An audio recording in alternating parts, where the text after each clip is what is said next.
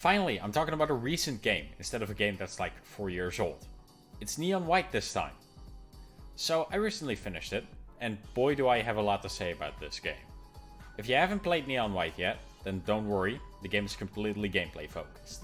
So even if I spoil something from the story, you won't be missing any crucial part of the experience.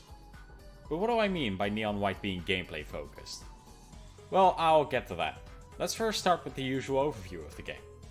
In Neon White, you are someone taken out of hell to hunt demons in heaven, in Neon if you will.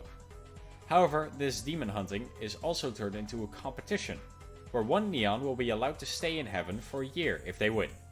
So you and your friends, who you don't recognize because of your memory problems, have to fight your way to the top for a chance to stay in heaven. But how is the actual gameplay of Neon White, and what will you be doing? Well, the game consists of two distinct phases. The hanging out phase and the demon hunting phase. In the hanging out phase, you are let loose on heaven to talk to your friends and, the cat angels. Using gifts, you can get certain rewards with the characters. These are either dialogue conversations or side quests related to the character. These side quests are just as great as the main missions and add some great variety, but we'll get deeper into those later. Right now, I want to focus on the dialogue and conversations. These are probably the most controversial part of the game, and you might wonder why. Well, that's because the writing can be seen as, cringe. It's definitely not the best writing I've ever seen, that's for sure. Although, me personally, I don't think it's as bad as people make it out to be. The dialogue does have some banger jokes at times, and you can skip it completely if you want, since the gameplay is the main focus. It also kind of fits the overall feeling of the game, and I think that's an accomplishment. It's just nice to have a break from all the high-speed, hardcore gaming as well. But what are the actual characters like? Let's go through them, cause why not? We'll start with the protagonist, Neon White, and I'll be honest, he's my least favorite, simply because he's a freaking moron. Now that's probably just me, but it's how I see him. The other characters are way better in my opinion. Yellow, Violet, and Red are definitely better than our boy White. It's just kind of a shame that their personalities are so simple. Yellow is the dumb best friend character, Violet is the cute but insane stereotype, and Red is the obvious love interest. Obviously this isn't all the characters are about. They do have some deeper backstories, but most of the time they are boiled down to these simple descriptions. Like I said though, the writing and characters aren't the main focus. No, the writing isn't what the game generally gets praised for. That would be the amazing gameplay. The gameplay in Neon White can only be described as insanely good and made to get you addicted to getting a better time. The goal of every mission is to reach the end of the level while finding the fastest way to kill all the demons on the way. And the way you kill these demons and traverse the levels are these gun cards. Yes, every gun you can use is in the form of a card. There are different kinds of cards, each with a different type of gun. But what really elevates the gameplay by like 6 points are the discard abilities.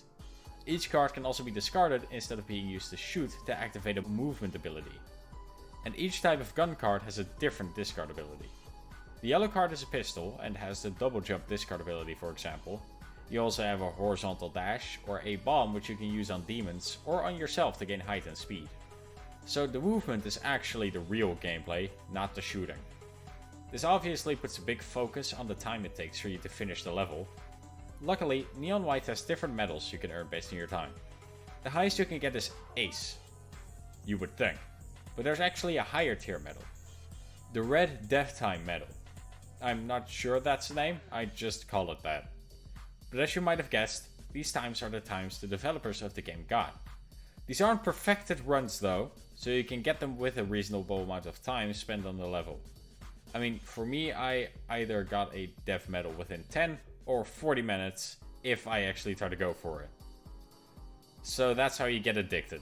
Getting all of these death medals can really take a while. And even if you get tired of the usual missions, there are side quests tied to the characters that you can try out. You have to get through the dialogue though, but like I said, you can skip through them if you want. To unlock these side quests, you have to find gifts in the normal levels. These are like small puzzles, so they serve kind of as a break. The side quests themselves are kind of unique. One doesn't allow you to use discard abilities, one is completely focused on the discard abilities, and another is just an obstacle course. Now, you might think grinding out better times on these levels is boring, however Neon White has an amazing soundtrack.